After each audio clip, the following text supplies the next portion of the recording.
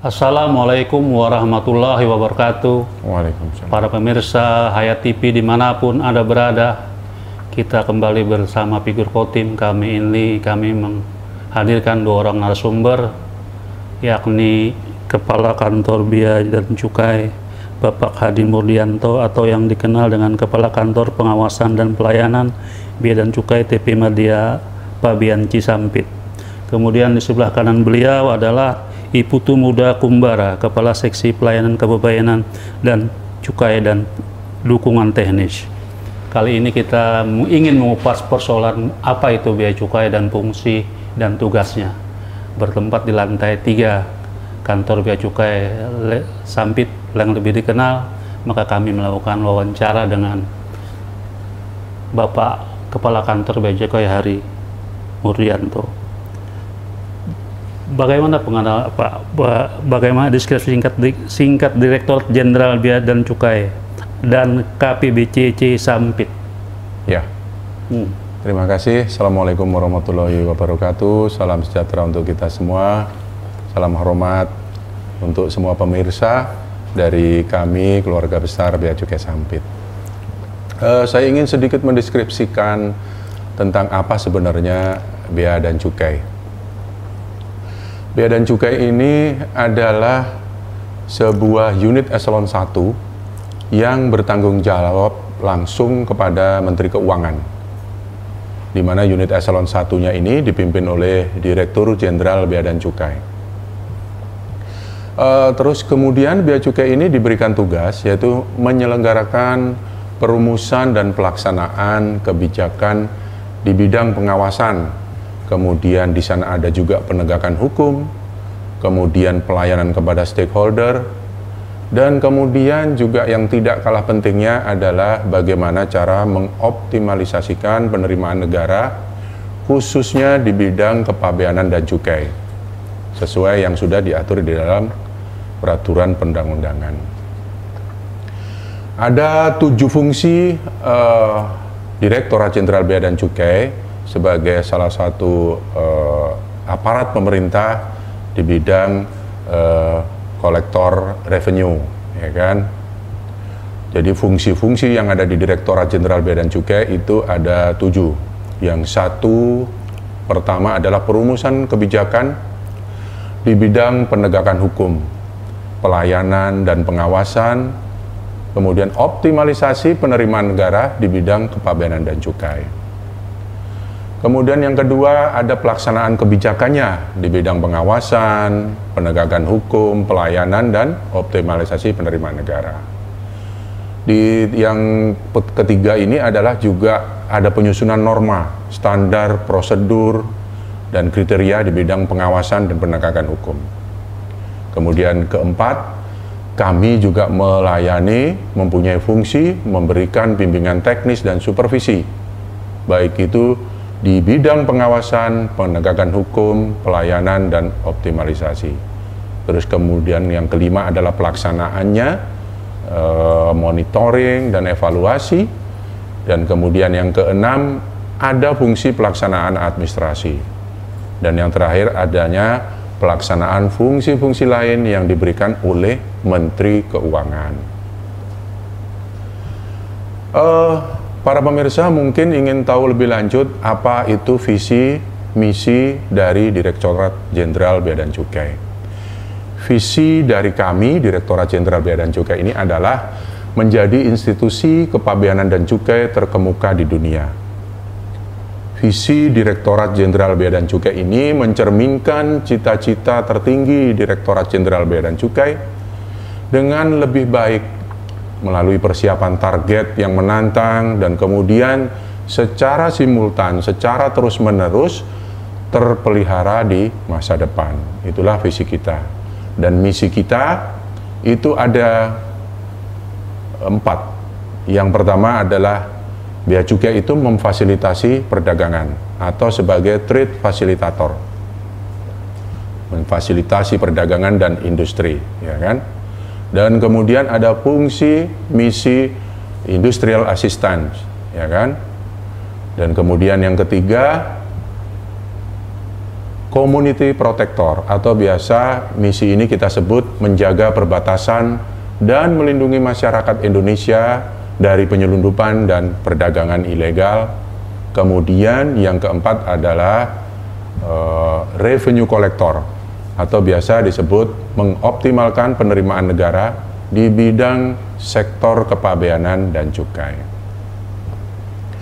Bapak Ibu para pemirsa yang berbahagia, lokasi Bea Cukai Sampit ini ada di Jalan Cilikriwut nomor 274 Sampit, Kabupaten Kota Waringin Timur.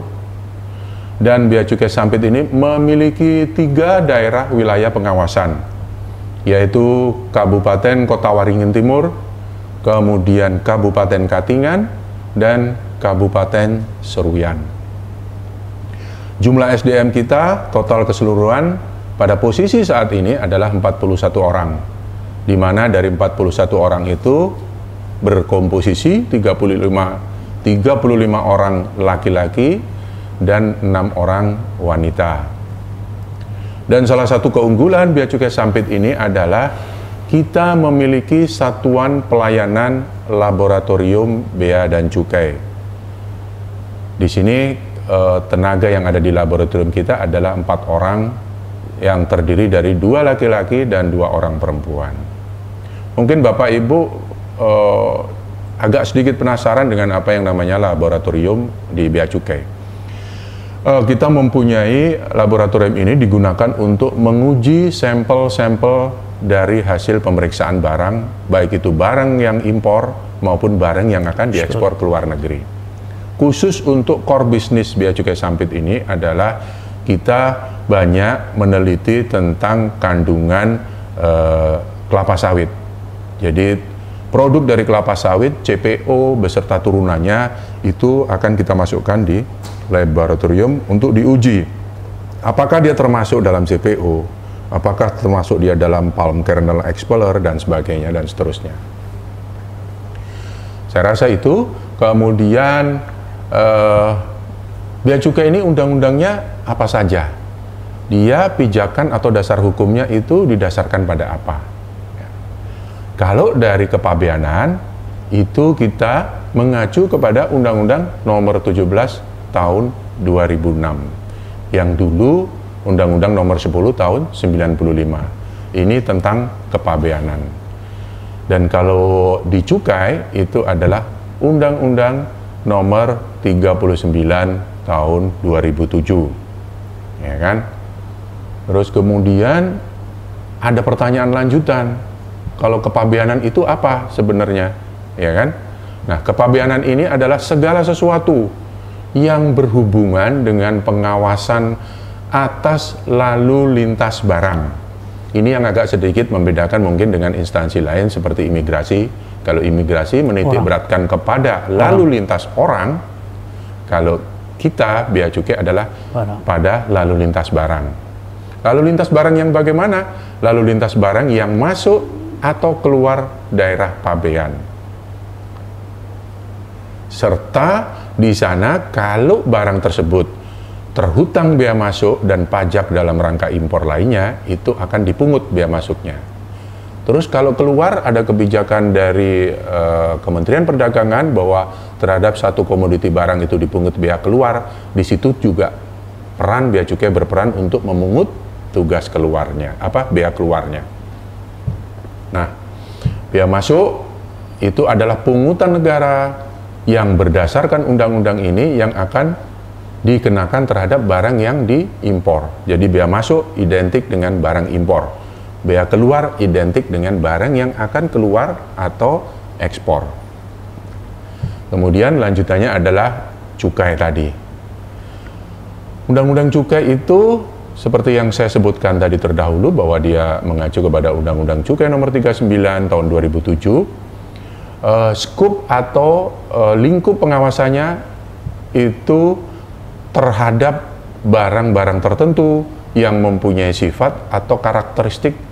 Satu, konsumsinya perlu dikendalikan, peredarannya perlu diawasi. Kemudian yang ketiga, pemakaiannya itu dapat menimbulkan dampak negatif bagi masyarakat atau lingkungan hidup. Terus kemudian yang terakhir, pemakaiannya perlu pembebanan pungutan negara demi keadilan dan keseimbangan. Makanya diberikan atau dikenakan cukai. Terus kalau kita menyebut spesifik secara komoditi apa saja, ya kan? Banyak yang masuk di dalam pengawasan undang-undang cukai ini.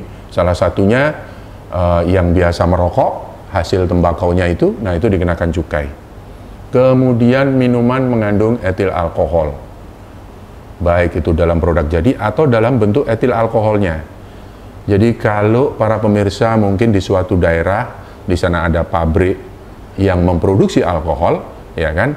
Nah itu pengeluarannya itu memakai undang-undang cukai ini. Jadi dia harus bayar cukainya.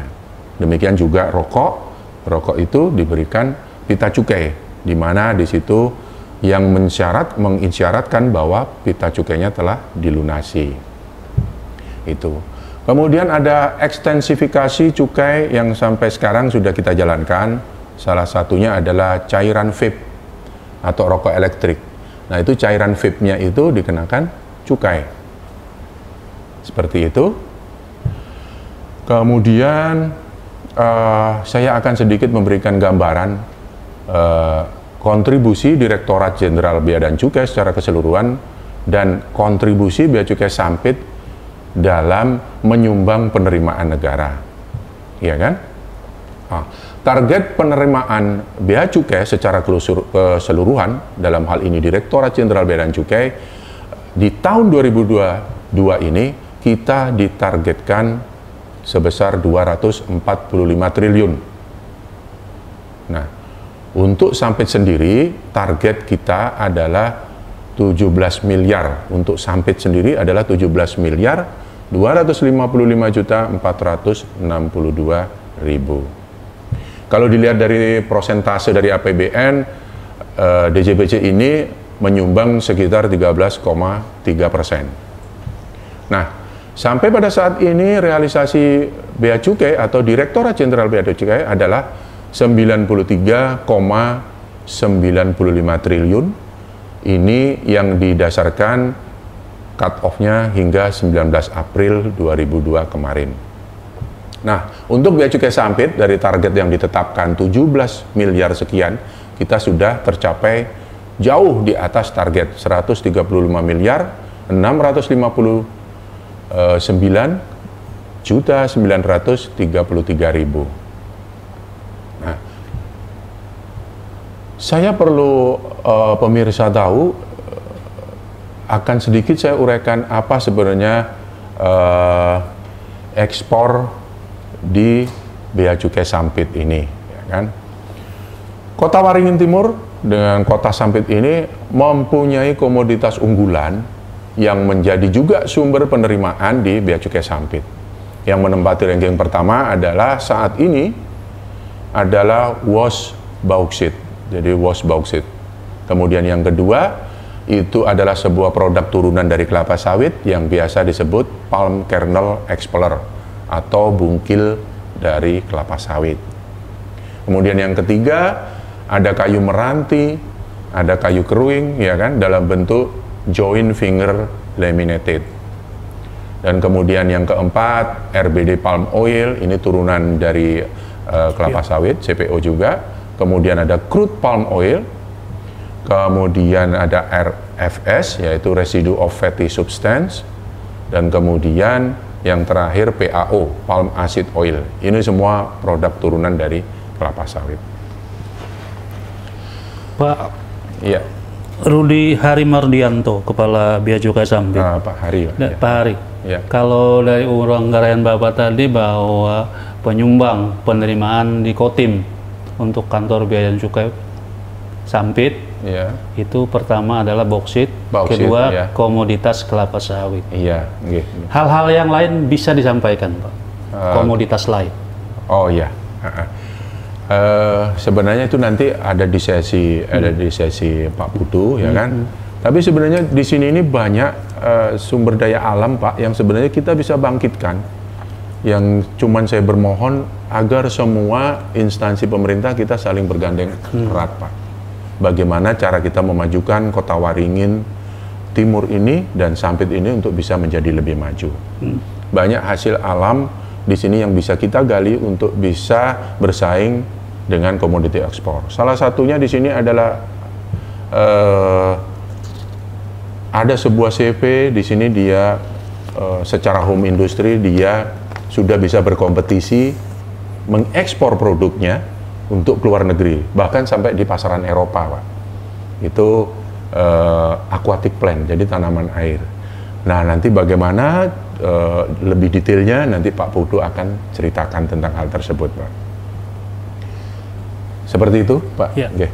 Saya ke Pak Iputu Muda Kumbara, Kepala Seksi Pelayanan Kebebanan dan Cukai dan Dukungan Teknis, terkait bahwa bisa dijelaskan tentang bahwa UMKM juga digenjot oleh Bea Cukai untuk orientasi ekspor. Apa yang pernah dilakukan oleh Bea dan Cukai Sampit selama ini? Oke, baik Pak Ruslan, terima kasih atas pertanyaannya bahwa Bea dan Cukai Sampit telah melakukan beberapa hal gitu ya dalam rangka meningkatkan peran dari UMKM dalam rangka ekspor gitu. Jadi yang pertama kita juga sudah melakukan koordinasi. Yang pertama adalah ke Pemkab di 3 kabupaten, ada yang di Kota Waringin Timur, di di Seruyan dan Katingan. Ini yang sudah kita lakukan. Kemudian kita juga sudah melakukan sosialisasi gitu kepada UMKM dan pemerintah daerah. Dalam hal ini yang ketiga kita juga telah melakukan asistensi kepada UMKM itu Pak yang telah kita lakukan. Kemudian terkait dengan asistensi dilakukan dan koordinasi dengan pemerintah daerah, tentu kita berharap UMKM kita tumbuh kembang untuk sebagai penyangga. Betul Pak. Orientasi ekspor kita bukan hanya komoditas seperti yang diungkapkan oleh Pak Hari tadi. Bisa disampaikan kepada publik. Oh, maksudnya keuntungannya Pak ya. Jadi ada berapa keuntungan gitu ya yang diperoleh apabila UMKM itu bisa ekspor ya. Yang pertama tentunya akan menumbuhkan industri dalam negeri ini. Kenapa? Dengan adanya kebutuhan barang akan ekspor, permintaan barang akan ekspor, otomatis untuk memenuhi barang yang akan diekspor itu akan menumbuhkan industri-industri atau investasi-investasi dalam rangka menghasilkan produk barang tersebut. Yang kedua, dapat mengendalikan harga, Pak, gitu ya. Kenapa? Karena apabila di suatu negara itu produknya berlebih gitu, otomatis harganya jadi turun. Kenapa? Karena permintaannya kecil. Nah, dengan kita ekspor, otomatis kita bisa mengalihkan produksi barang itu ke luar negeri sehingga produk di dalam negeri bisa stabil, Pak. Nah, yang ketiga tentunya adalah dengan ekspor itu akan menghasilkan devisa gitu ya. Dengan ekspor itu kita menghasilkan banyak uang asing sehingga pemerintah bisa bersaing dalam perdagangan internasional gitu Pak. Pak Putu, terkait bahwa ekspor UMKM kita, apa saja UMKM kita yang berpotensi untuk ekspor? Oke, yang pertama adalah ada namanya sarang burung walet ya. Jadi kita ada di sini namanya UD Sulaiman Sukses gitu ya, bergerak dalam bidang pencucian sarang burung walet gitu Pak.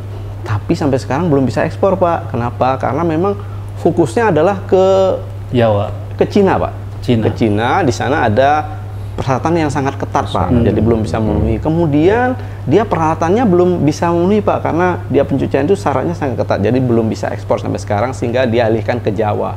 Jadi pencuciannya di Jawa Pak. Nah, yang kedua ada namanya rotan. Nah, kita ada kawasan industri Hampangan namanya Pak ya di Katingan. Hampangan ya. Itu di sana ada kawasan industri rotan.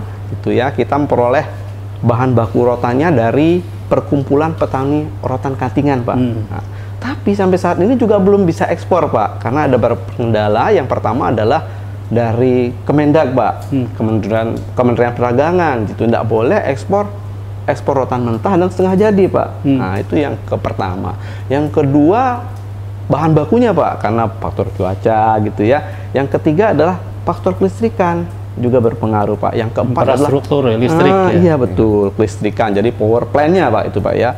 Kemudian lokasi dengan pelabuhan itu jauh Pak, menyebabkan biaya tinggi Pak. Nah itu Pak. Pemirsa Hayat TV dimanapun Anda berada, dialog bersama narasumber Bapak Kepala Bea Cukai Sampit dan Bapak Putu. Untuk sementara kita beri waktu iklan yang lewat berikut ini. Aplaus untuk kedua narasumber.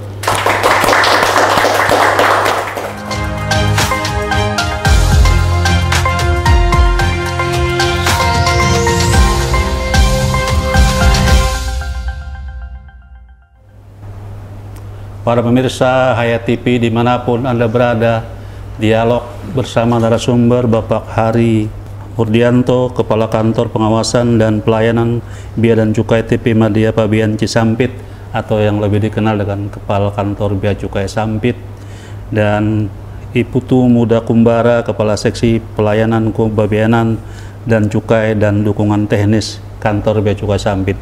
Saya ke Bapak Iputu. Komoditas apa yang bisa berpotensi menjadi unggulan UMKM untuk eksportasi ekspor? Oke, jadi di samping yang sudah saya jelaskan tadi Pak, kita juga di sini namanya ada UD Borneo Aquaticum. Jadi dia bergerak di bidang budidaya tanaman air dan ikan hias Pak. Terhadap UD Borneo Aquaticum ini kita sudah melakukan, pertama adalah sosialisasi gitu ya, bahwa mengenalkan kepada mereka bahwa ekspor itu mudah gitu dan mereka bisa ekspor gitu. Kemudian dari situ kita melakukan asistensi gitu, cara ekspor dan sebagainya. Akhirnya mereka dari yang sosialisasi kegiatan yang kita lakukan, mereka akhirnya meminta modul, namanya modul kepabeanan, modul ekspor. Nah, akhirnya di bulan Maret itu mereka sudah bisa ekspor sendiri Pak. Nah, jadi tapi tidak langsung ke luar negeri, tapi melalui Palangkaraya Pak. Karena di sini memang di Sampit ini tidak ada penerbangan yang ke Jakarta, direct ke sana gitu ya, dari Palangkaraya langsung direct ke Jakarta, dari Jakarta langsung ke luar negeri. Dan sampai saat ini mereka sudah berhasil ekspor ke beberapa negara Pak, sampai ke Amerika Serikat gitu, kemudian ke Turki, India, bahkan sampai ke Afrika Pak. Nah itu, nah dari sini kita berharap gitu ya, bahwa ini bisa menjadi inspirasi buat UMKM yang ada di Sampit, bahwa ternyata bisa ekspor gitu Pak. Itu yang kita harapkan, seperti itu. Pak Iputu, terkait dengan ekspor akuatik ke mancanegara ya. Diharapkan ini sebuah inspirasi untuk UMKM lain di Kotim untuk berorientasi ekspor juga. Betul. Peran pemerintah daerah seperti apa Bapak melihatnya? Sampai saat ini memang kalau pemerintah daerah memang kita berharap ya gitu ya, pemerintah daerah itu bisa bergandengan tangan dengan kita gitu ya, bahwa karena memang ada beberapa hal yang tidak bisa kita lakukan gitu, perlu adanya kerjasama dengan pemerintah daerah, misalnya dalam hal perizinannya, karena ekspor itu ada beberapa perizinan, misalnya perizinan, terus adanya halal gitu ya untuk produk makanan, kemudian ada SNI dan sebagainya, ada BPOM. Jadi kami sudah berkoordinasi dengan 3 kabupaten yang wilayah kerja kami, dan tanggapan dari pemerintah daerah positif Pak gitu. Berharap juga kita bisa melakukan sosialisasi kepada UMKM yang ada di kabupatennya masing-masing untuk mengenalkan bahwa ekspor itu mudah dan sebagainya gitu. Dan kami sudah meminta data gitu kepada dalam hal ini ada Dinas UMKM, Koperasi, Perdagangan, dan Perindustrian Pak. Kita memberikan data, nanti kita evaluasi gitu seperti apa, nanti kita asistensi dan sebagainya, nanti kita lakukan sosialisasi. Saya ke Pak Hari Murdianto, terkait dengan tumbuh kembangnya UMKM di Kotim untuk orientasi ekspor, bahwa wilayah kerja Kantor Bea Cukai dan Sampit ada di 3 kabupaten, di Katingan, Seruyan, dan Kotim. Bapak melihat tadi di kawasan Hampangin, Katingan, di sana ada kawasan industri rotan olahan yang orientasi ekspor tersendat karena berbagai kendala. Hal ini bisa dicarikan solusi Pak. Ya, terima kasih Pak Ruslan. Jadi saya perlu ceritakan sedikit flashback bahwa Kementerian Keuangan ini program dari tahun kemarin 2021-2022 itu berdasarkan instruksi Presiden secara langsung kepada Ibu Menteri Keuangan kami, salah satunya bagaimana cara meningkatkan UMKM ini untuk bisa bersaing di pasar global. Bagaimana sebuah UMKM kecil yang semula tidak tahu bahwa produknya itu sebenarnya juga dibutuhkan di luar negeri, itu bisa mereka tahu dan bisa bergerak ke arah sana.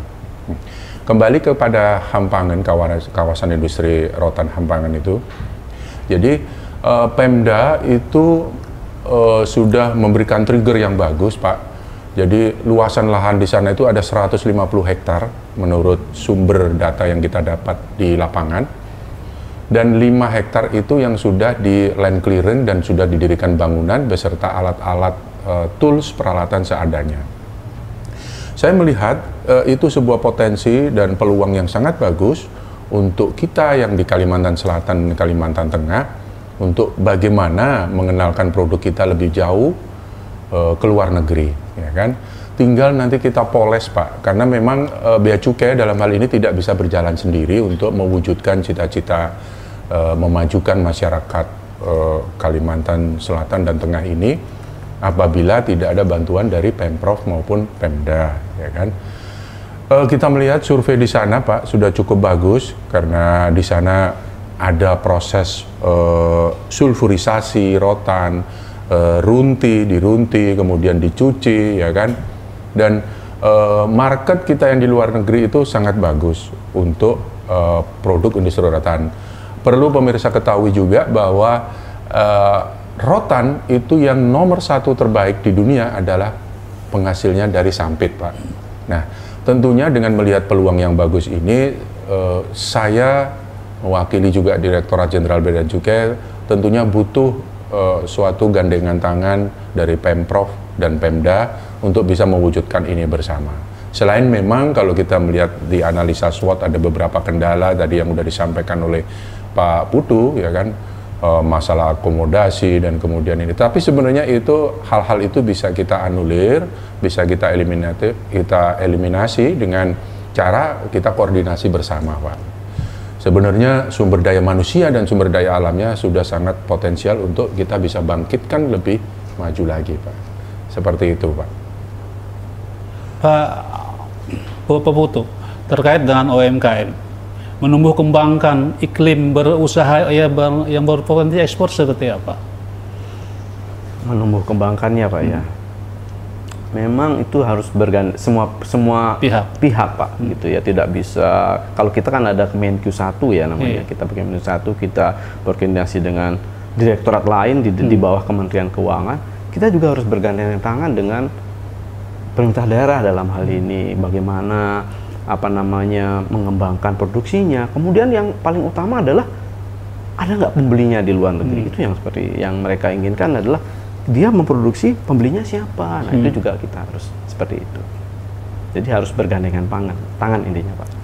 Saya ke Pak Hari Murdianto terkait dengan modus penipuan, ya, Pak. Iya. Bahwa yang mengatasnamakan Bea Cukai, bahwa itu semacam praktik. Selama ini seperti apa, Bapak? Bisa diinformasikan ke publik? Iya. Para pemirsa, ini memang sering terjadi di kalangan masyarakat kita, masyarakat Indonesia. Ada beberapa modus-modus yang memang sering dipakai untuk kepentingan yang tidak baik, ya kan? Mereka sudah tahu gitu bahwa yang namanya barang impor itu mereka harus lapor kepada Bea dan Cukai karena di sana ada dipungut bea masuk dan pajak-pajak dalam negeri lainnya, ya kan? Itulah yang dipakai peluang untuk menakut-nakuti masyarakat umum yang mereka mungkin belum tahu banyak tentang regulasi atau aturan yang ada di Bea Cukai, kan?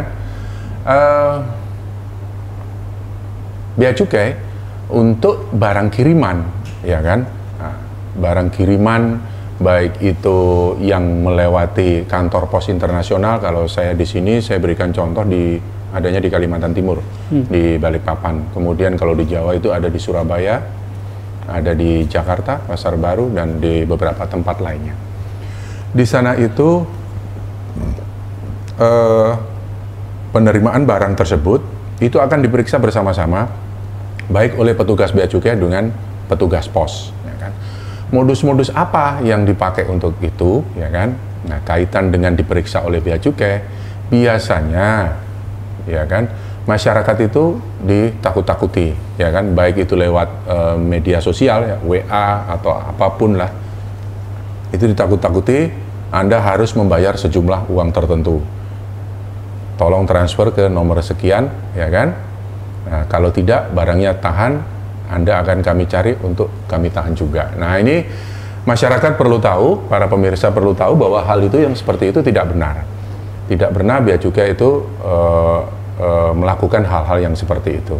Karena apa? Kalau ada barang kiriman ya, yang melewati kantor pos, itu si penerima itu akan diberikan notifikasi resmi. Itu lewat surat ataupun lewat nomor HP yang tercantum di penerima itu. Nomor HP yang tercantum di penerima itu, mereka datang, itu nanti akan diberikan resi.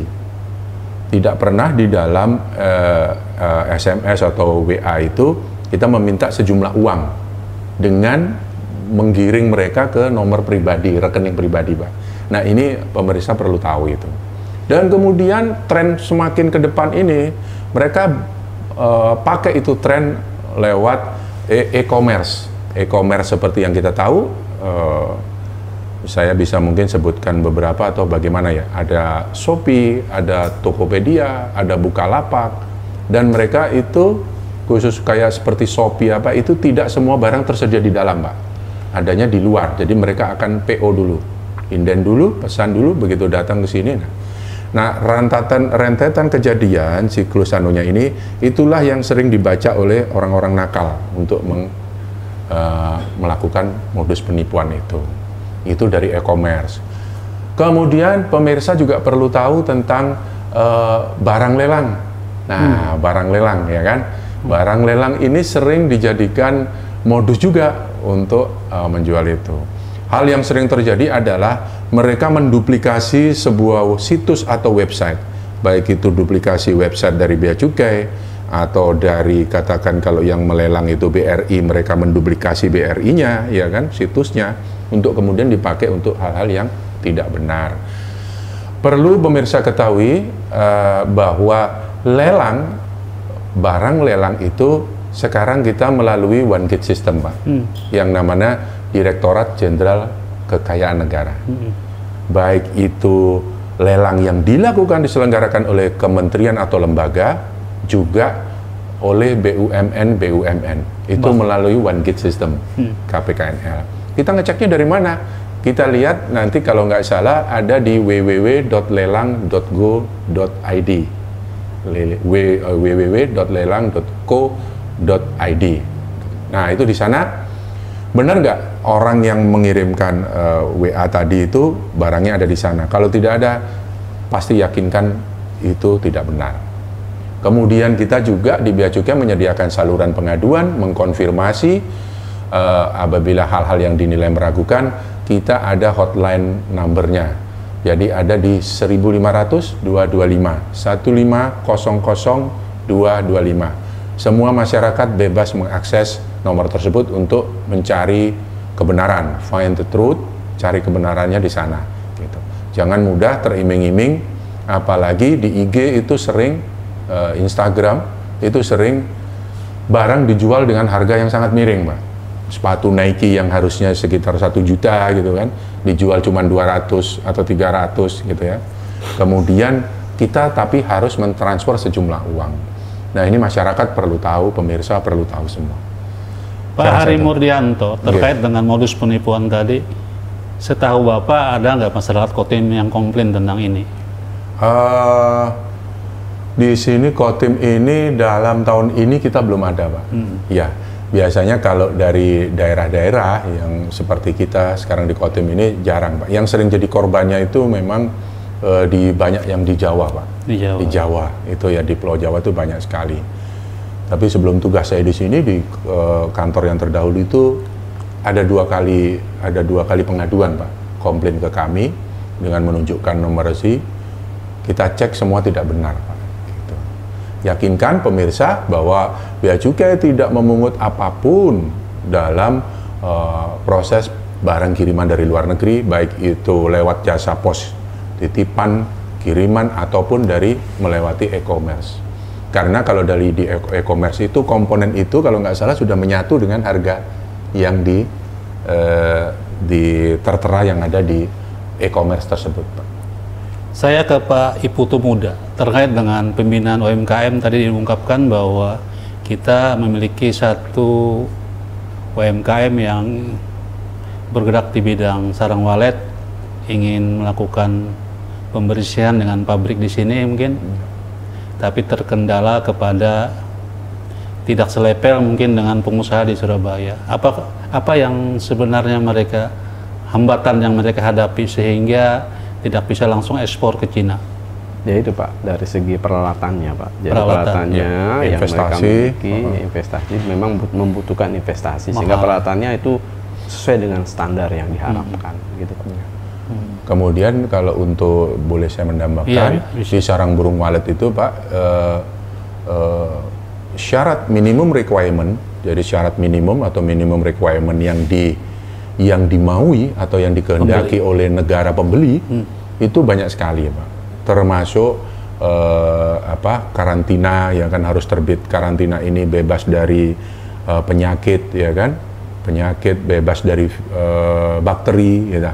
Nah itu membutuhkan sebuah sarana prasarana yang investasinya itu modalnya sangat besar Pak.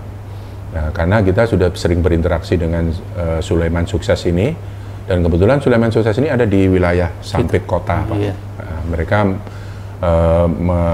menguraikan beberapa kendalanya seperti tadi yang disebutkan Pak Putu tadi. Saya rasa begitu.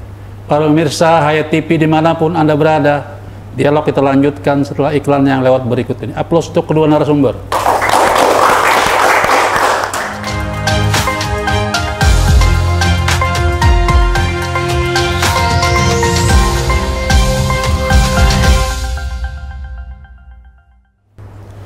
Para pemirsa Hayat TV dimanapun Anda berada, dialog dengan narasumber Kepala Bea dan Cukai Sampit, Bapak Hari Murdianto, dan seorang Kabid I-Putu Muda akan kami lanjutkan bersama ini.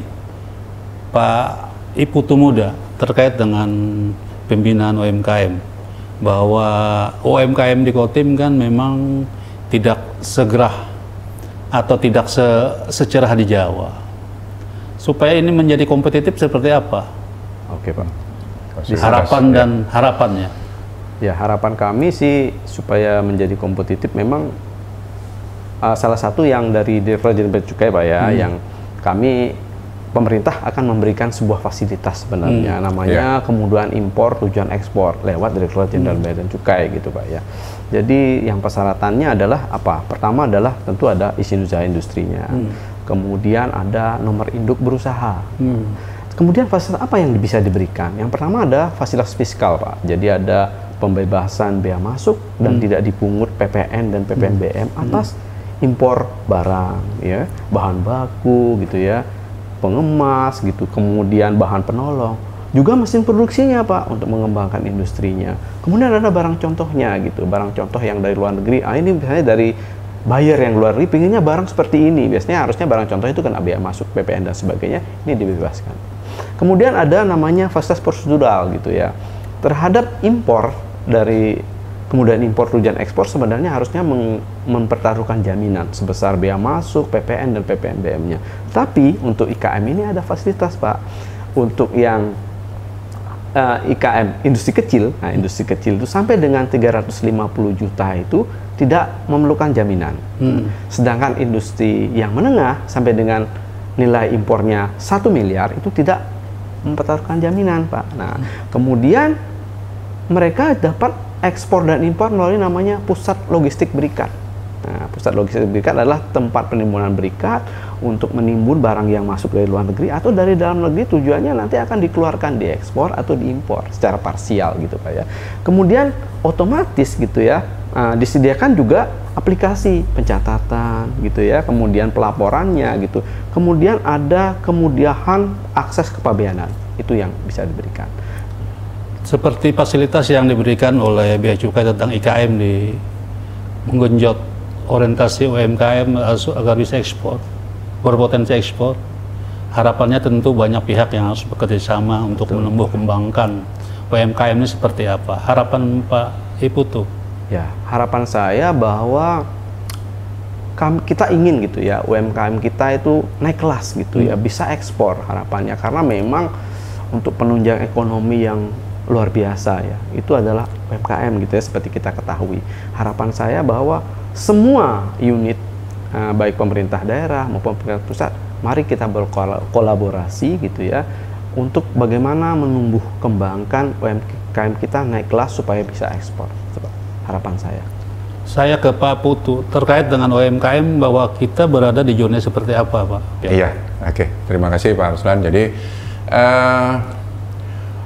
menumbuh kembangkan UMKM ini sudah menjadi sebuah kewajiban Direktorat Jenderal Bea dan Cukai berdasarkan arahan dari Bapak Presiden melalui Ibu Menteri kami, ya kan, dan itu didelegasikan sampai kepada setiap satuan kerja kantor Bea Cukai seluruh Indonesia, Pak. Nah, di dalam perjalanannya menumbuh kembangkan UMKM ini setiap tahun kita ada MONEF, Pak, dari monitoring dan evaluasi. Dan kebetulan MONEF untuk Bea Cukai Sampit ini kita sudah di level hijau. Artinya ada sebuah keberhasilan di sana yang semula tidak ada menjadi ada untuk menggiatkan UMKM dalam melaksanakan kegiatan ekspor. Nah, saya juga berharap bagaimana yang semula kita bisa menumbuh kembangkan hanya satu CV, hanya satu perusahaan, bisa menjadi beberapa UMKM, ya kan? Tentunya tadi yang seperti disampaikan oleh Pak Putu, bahwa ini perlu bergandeng bersama, baik itu dengan Pemprov dan Pemda. Nah, sebuah remarks atau catatan yang dari Direktorat Jenderal Bea dan Cukai bahwa untuk di Sampit ini progres kita sudah sampai di level yang menggembirakan. Artinya kita sudah ada sebuah keberhasilan, dan keberhasilan ini sudah kita report baik itu pada tingkat wilayah di Kanwil kami di Banjarmasin dan kantor pusat, Pak. Jadi kita sudah ada keberhasilan dan itu levelnya sudah hijau.